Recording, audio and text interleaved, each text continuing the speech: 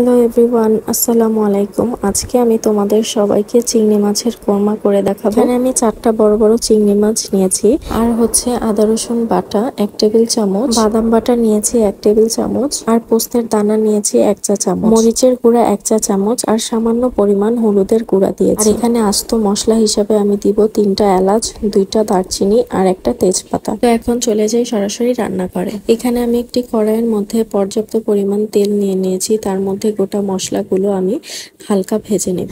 গোটা মশলা থেকে যখন ঘ্রাণ বের হবে তখন আমি তার মধ্যে দিয়ে দিব 1 কাপ পরিমাণ পেঁয়াজ কুচি।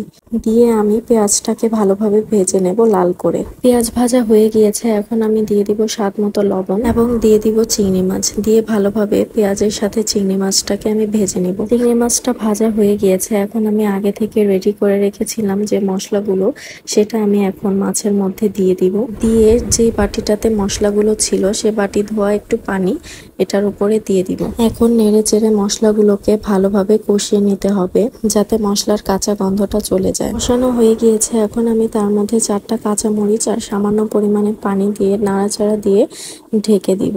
5 মিনিট জাল করে নেব। আর 5 মিনিট পর আমার চিংড়ি মাছের কোরমাটি একদম রেডি।